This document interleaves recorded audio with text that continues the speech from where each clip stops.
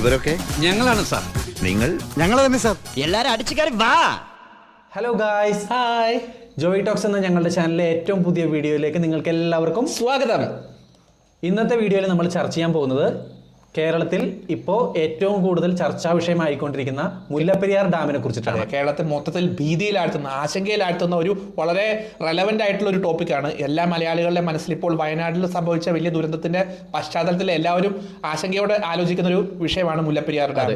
Mullaperiyar dam നമ്മുടെ പെരിയാർ നദിയിൽ സ്ഥിതി ചെയ്യുന്ന ഏകദേശം 129 വർഷം പഴക്കമുള്ള ഡാമാണ്. ബ്രിട്ടീഷ് ഇന്ത്യയുടെ സമയത്താണ് അവർ ഉണ്ടാക്കിയത്. ഏകദേശം 176 അടി ഫൗണ്ടേഷൻ ഹൈറ്റും 365 മീറ്റർ നീളവും അതിനുണ്ട്.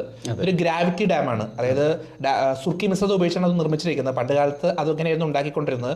അപ്പോൾ വളരെ മോഡേൺ ആയിട്ടൊരു കൺസ്ട്രക്ഷൻ അല്ല.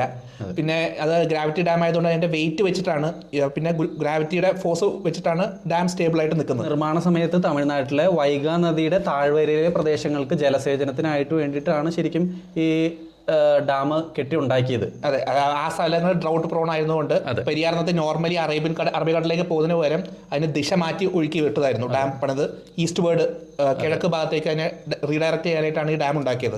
ഇതിന്റെ ഏറ്റവും പ്രധാനപ്പെട്ട കാര്യം ഇത് 129 വർഷങ്ങൾക്ക് മുമ്പാണ് ഇത് പണികഴിപ്പിച്ചതെന്നുള്ളതാണ്. 40 വർഷത്തിൽ കൂടുതൽ ഒരു ഡാമിന് സാധാരണഗതിയിൽ ആയുസ് പറയാറില്ല. അപ്പോഴാണ് 129 വർഷമായിട്ടുള്ള ഇപ്പോഴും ആക്റ്റീവായിട്ട് നിൽക്കുന്നു എന്നുള്ളതാണ്. പഴയ കൺസ്ട്രക്ഷൻ രീതിയിൽ ഉണ്ടാക്കിയ ഒട്ടും സേഫ് അല്ലാത്ത ഒരു ഡാം. അത് ഇപ്പോൾ യുണൈറ്റഡ് നേഷൻസിന്റെ റിപ്പോർട്ട് പ്രകാരം തന്നെ ഓൾമോസ്റ്റ് 3.3 ദശലക്ഷം ആളുകൾക്ക് ജീവഹാനി വരെ സംഭവിക്കാൻ സാധ്യതയുള്ള ഒരു റിസ്ക് ഫാക്ടർ ആയിട്ട് യുണൈറ്റഡ് നേഷൻസിന്റെ റിപ്പോർട്ട് തന്നെ ഇതിനെപ്പറ്റി പറയുന്നുണ്ട്. അത്രയും 35 ലക്ഷത്തോളം ആളുകൾക്ക് ജീവന ഭീഷണിയായിട്ട് ഒരു ഡാം നിലനിൽക്കുകയും എന്നിട്ട് അതിനെ പ്രതി ഒരു നടപടിയും എടുക്കാതിരിക്കുകയും ചെയ്യുക എന്ന് പറയുന്നത് വളരെ ഭീതിജനകമായിട്ടുള്ള കാര്യം തന്നെയാണ്.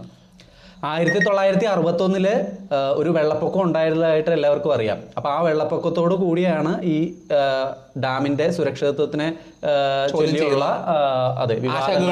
ആശങ്കകളൊക്കെ തുടങ്ങിയത്. ഇതിന്റെ തുടക്കം തന്നെ വിവാദമാണെന്നുള്ളതാണ്. അതായത് ഇത് ബ്രിട്ടീഷ് സെക്രട്ടറി ഓഫ് സ്റ്റേറ്റും ട്രിവാൻഡ്രം ഭരിച്ചിരുന്ന രാജവംശമായിട്ടുള്ള ഒരു ലീസായിരുന്നു. അതാണെങ്കിൽ 999 ഇയേഴ്സ് 999 വർഷത്തേക്ക് ഒരു കരാർ എഴുതി ഉണ്ടാക്കിയിരിക്കുന്നു. അത് ലോകത്തൊരിടത്തും നിലവിൽ ഒരു ഡാമിന് 999 വർഷത്തേക്ക് ഒരു കരാർ ഉണ്ടാക്കുക എന്ന് പറയുന്നത് വളരെ അപഹാസ്യമായിട്ടുള്ള, ഇത് കേൾക്കുന്ന ആൾക്കാരെ എല്ലാവരെയും എന്താ പറയുക, അപഹാസ്യരാക്കുന്ന രീതിയിലുള്ള ഒരു കാര്യമാണത്. സ്വാതന്ത്ര്യത്തിന് മുമ്പ് ബ്രിട്ടീഷ് സർക്കാരാണ് ഇങ്ങനെ ഒരു ലീസ് രാജവംശമായിട്ട് ഉണ്ടാക്കിയത്. അപ്പൊ സ്വാതന്ത്ര്യത്തിന് ശേഷം ഇന്ത്യ മദ്രാസ് പ്രസിഡൻസി തമിഴ്നാടായി മാറി. സ്വാഭാവികമായിട്ട് ഈ 999 വർഷത്തേക്ക് ഉണ്ടാക്കിയിരിക്കുന്ന കരാർ സ്വാതന്ത്ര്യം ഇന്ത്യക്ക് കിട്ടിയതിന് ശേഷം ഇങ്ങനെ ഒരു കരാറിന് സാധുത ഇല്ലാതാവേണ്ടതാണ്.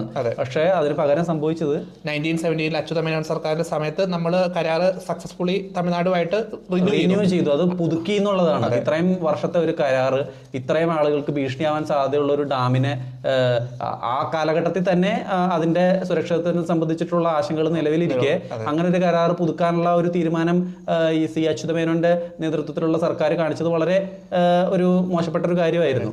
ഉന്നതാധികാരി സമിതി ജസ്റ്റിസ് KT തോമസിന്റെ നേതൃത്വത്തിൽ ഒരു റിപ്പോർട്ട് സമർപ്പിച്ചായിരുന്നു. അതും നമുക്ക് വളരെയധികം ആശങ്കാകുലമാകുന്ന രീതിയിലാണ് സാഹചര്യങ്ങൾ പോകുന്നത്. കാരണം അവർ ഡാമിന്റെ സേഫ്റ്റിയെ സംബന്ധിച്ചിടത്തോളം വളരെ പോസിറ്റീവായിട്ട് റിപ്പോർട്ടാണ് നൽകിയത്. ഡാം സുരക്ഷിതമാണ് എന്ന രീതിയിലാണ് അവർ പറഞ്ഞത്. അതും നമുക്കൊരു വലിയ തിരിച്ചടിയായി. അതെ. ടൈംസ് ഓഫ് ഇന്ത്യയുടെ റിപ്പോർട്ട് പ്രകാരം ഡാം സേഫ്റ്റി വളരെ മോശമായിട്ടുള്ള രീതിയിലാണെന്ന് റിപ്പോർട്ട് ഉണ്ടായിട്ട് പോലും 2014 സുപ്രീം കോടതി വിധി തമിഴ്നാട്ടിന് അനുകൂലമായിട്ട് വന്നു എന്നുള്ളതാണ് ഇതിനകത്ത് ഏറ്റവും പ്രധാനപ്പെട്ട ഒരു കാര്യം. ഇവരൊക്കെ ഞങ്ങളാണ് സാർ. നിങ്ങൾ ഞങ്ങൾ തന്നെ സാർ. എല്ലാരും അടിച്ചു കയറി വാ.